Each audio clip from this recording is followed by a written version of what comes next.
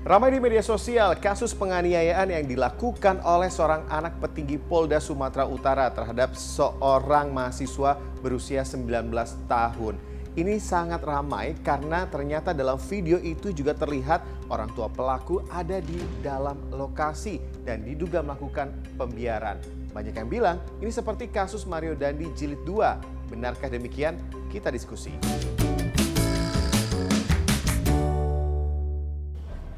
Ternyata kasus penganiayaan yang dilakukan oleh Aditya Hasibuan, anak dari AKBP Akhirudin Hasibuan, ini terjadi pada bulan Desember 2022 lalu. Korbannya adalah seorang mahasiswa bernama Ken Admiral yang usianya sama dengan pelaku.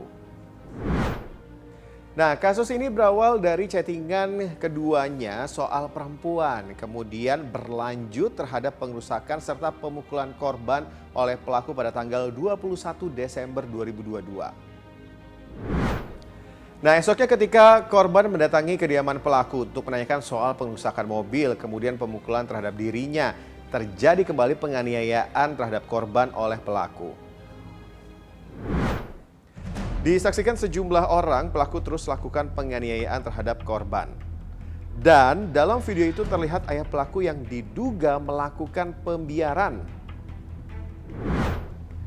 Keduanya, pelaku dan korban akhirnya saling lapor usai kejadian. Hingga akhirnya kasus ini yang tadinya ditangani oleh Polrestabes Medan diambil alih oleh Polda Sumatera Utara. Laporan pelaku dinilai tidak ada tindak pidana, sementara dari laporan korban dilakukan gelar perkara khusus hingga akhirnya ada penetapan tersangka.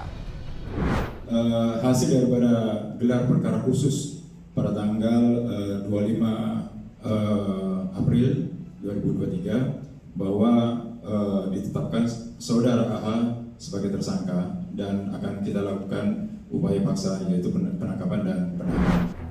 Tapi nggak hanya berhenti dari penetapan tersangka Aditya Hasibuan dari kasus penganiayaan. Ayahnya AKBP Akhirudin Hasibuan juga ikut terseret.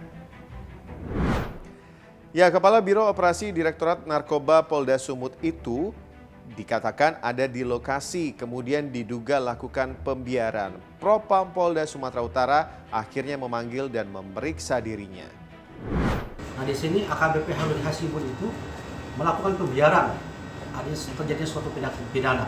Nah, ini akan melanggar pasal 13 huruf N Perpol nomor 7 tahun 2020 tentang kode etik. Yang bersangkutan sudah kami periksa dan terbukti melakukan pelanggaran kode etik. Untuk kondisi korban seperti yang disampaikan oleh keluarga dari Ken Admiral, korban mengalami luka usai penganiayaan yang dialaminya.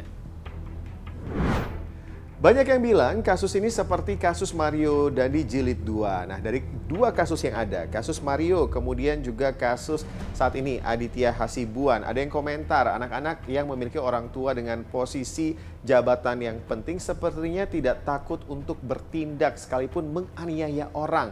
Meskipun tidak semua ya, tapi kenapa ya ada yang bisa seperti itu? Ya, penyebab utamanya karena kecenderungan untuk memamerkan mungkin agak kasar ya, untuk menunjukkan kekuasaan dan kekayaan kepada masyarakat luas. Ingin memperoleh pengakuan dari orang-orang sekitar bahwa mereka adalah orang keluarga yang layak untuk diperhitungkan.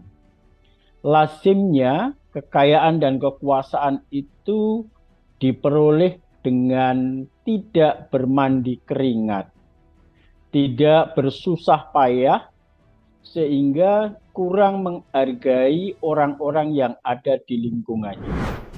Itu tadi soal anaknya. Nah, sekarang soal ayahnya, AKBP Akhirudin Hasibuan, yang diduga melakukan pembiaran tindakan penganiayaan yang dilakukan oleh anaknya. Meskipun sudah diperiksa oleh Propam Polda Sumatera Utara, sebenarnya apa ancaman sanksi bagi seseorang yang diduga membiarkan tindakan penganiayaan, apalagi itu terjadi di depan matanya seorang polisi dan juga orang tua pelaku? Dalam konteks pidana, pertanggungjawaban itu sifatnya kan individu. Bukan berarti kalau anaknya seseorang, bukan hanya dalam perkara ini ya, siapapun yang melakukan tindak pidana, kemudian orang tua tuanya harus juga ikut bertanggung jawab. Kecuali memang ada bisa dibuktikan masalah terkait dengan penyertaan di dalamnya. Nah, misalnya ada turut serta, gitu ya, ada memfasilitasi sesuatu. Mungkin dalam pendalaman proses penyidikan itu bisa dimasukkan ke dalam pasal delamming atau pasal penyertaan. Yang di dalam konteks ini ada dalam pasal 55 KUHP dan atau pasal 56 KUHP kalau dia masuk bicara tentang pembantuan. Tapi sekali lagi bahwa hal ini harus dilihat juga sejauh mana kontribusi dari yang bersangkutan terhadap tindak pidana yang dilakukan oleh anaknya tersebut. IPW mengharapkan ada 2 proses ya. Proses yang pertama adalah proses pemeriksaan kode etik, ya. Kemudian yang kedua adalah bisa dikenakan tindak pidana, ya. Kalau terbukti bahwa ayahnya itu ngomporin gitu, ngomporin artinya kalau bahasa sehari-hari itu mendukung, dia bisa dikenakan pasal 55 ya, menyuruh, pasal 56 menyuruh ya. Yang kedua, ada juga kewajiban dari seorang subjek hukum, apalagi seorang polisi, tidak boleh melakukan pembiaran terhadap adanya satu tindak pidana yang terjadi di depan matanya, ya. Ini bisa dipidana ini. Gara-gara ulah anak, sang ayah ikut terseret. Punya kuasa bukan berarti bisa semena-mena. Kita ketemu di diskusi selanjutnya.